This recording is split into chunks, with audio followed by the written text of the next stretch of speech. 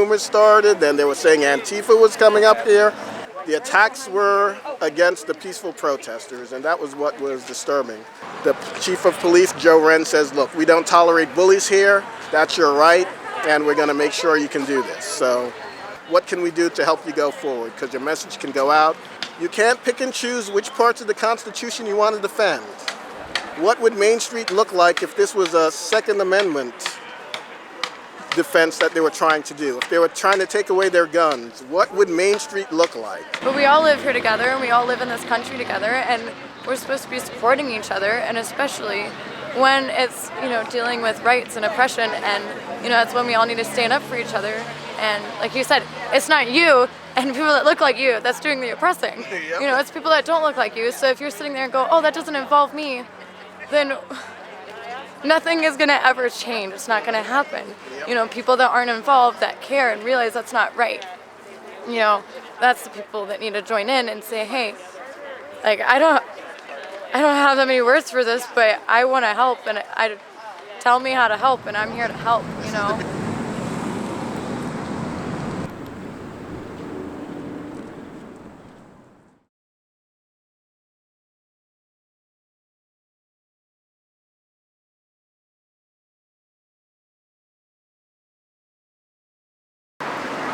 So we're a rural community, and I'll talk about a teenage boy, African American in a rural community, who was dealing with the same issues in terms of economy and injustice, and they're out railing against law enforcement.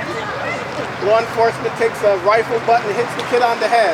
He falls down. His community comes together and they rally around him. Law enforcement deems the crowd unlawful and they need to disperse. They shoot and kill the boy, and they blame it on him.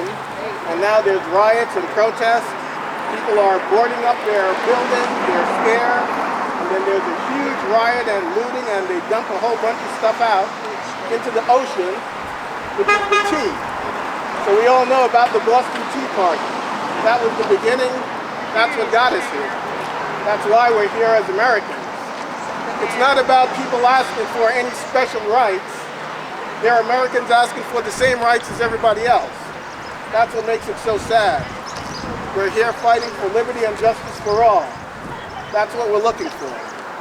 So remember, we're here as Americans, and the one thing I would, for those that served in the military, anybody who's taken that oath, the oath to defend and protect the Constitution is an oath you take which never expires. It expires when you expire. When you defend the Constitution, you don't get to pick and choose what amendments you want to defend. If you don't defend it all, it breaks apart. This grand experiment will all come to pass. Thank you all for coming. It starts with you. It starts with everybody coming out and showing their support for this, and we really appreciate you being here.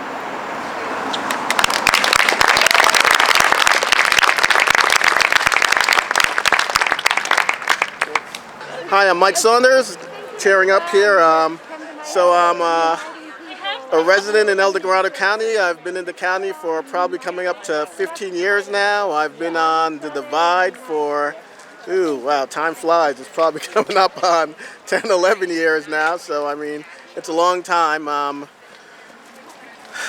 And we've been working with Placerville Police Department all that time. So we've had a pretty good relationship, and we've worked with them.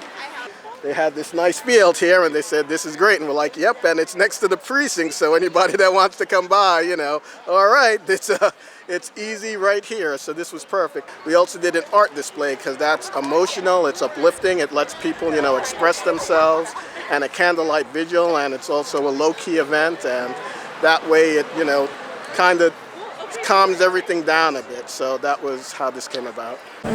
Can all of us just close our eyes and just breathe one big breath? 1, 2, 3. Let's do 2 more.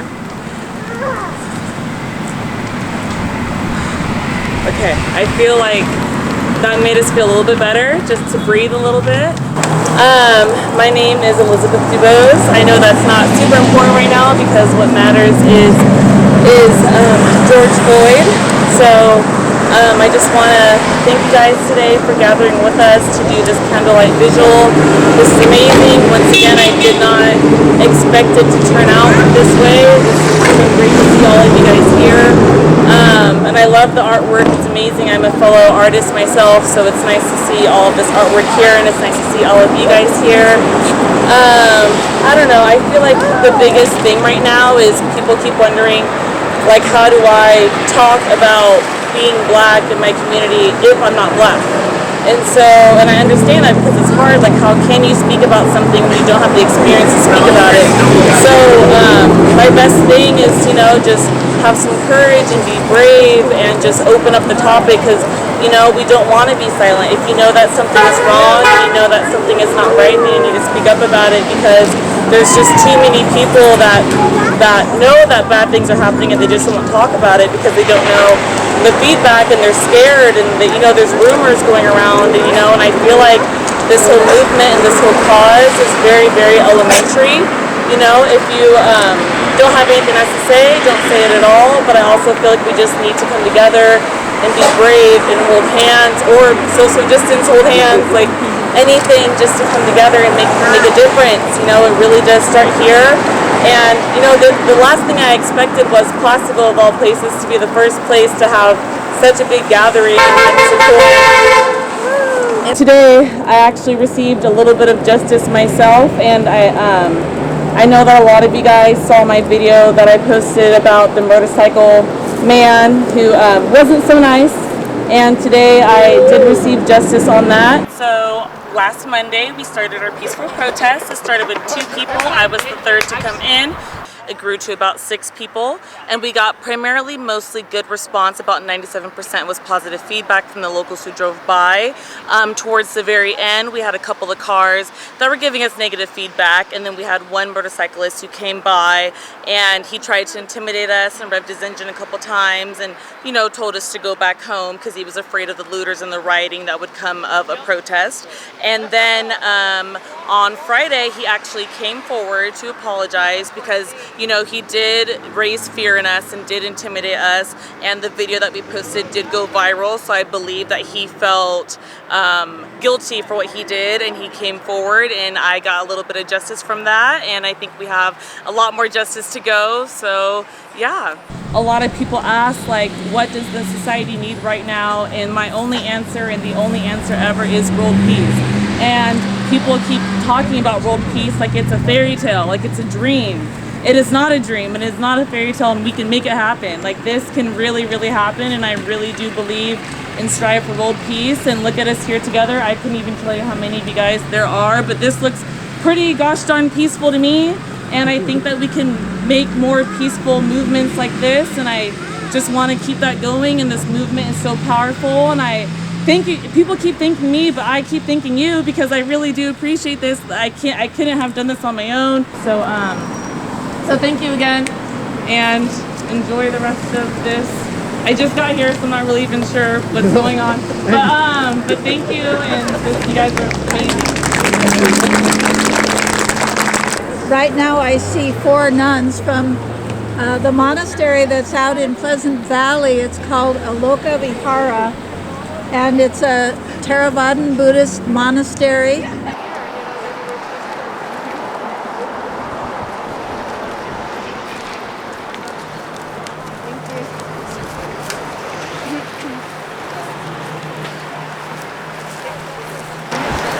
Thank you so much for inviting us.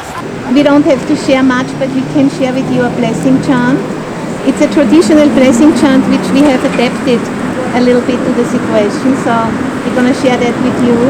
And while we are chanting, you know, you can just hold your intentions in your heart. Okay? I have it written down because it's a bit different, and the power of habit, I need to see it in front of me. Even at chanting, you know, it's difficult to make the decision to do it different, to leave alone other things. It's not easy. It's a real uphill battle, but it makes you stronger. May you have every good blessing. May all the devas protect you by the power of all the Buddhas. May you ever be strong. May you have every good blessing. May all the devas protect you. By the power of all the Dhamma, may you ever be safe. May you have every good blessing. May all the devas protect you. By the power of all the Sangha, may you ever be free. And that was, in our faith, in our brand of faith, that's we were asking, for blessings from the Buddha, which is our teacher, or also, our own capacity for awareness and for waking up, and for blessings from the Dhamma, which is the teaching or the laws of nature, and also for the blessing of the Sangha, which is the community of all of those who benefit from the teaching. Well, thank you so much for listening to us and bearing how we look. We look very strange indeed, but it can sometimes be extremely helpful because it draws attention and we use it for the good things. Stay strong, Right?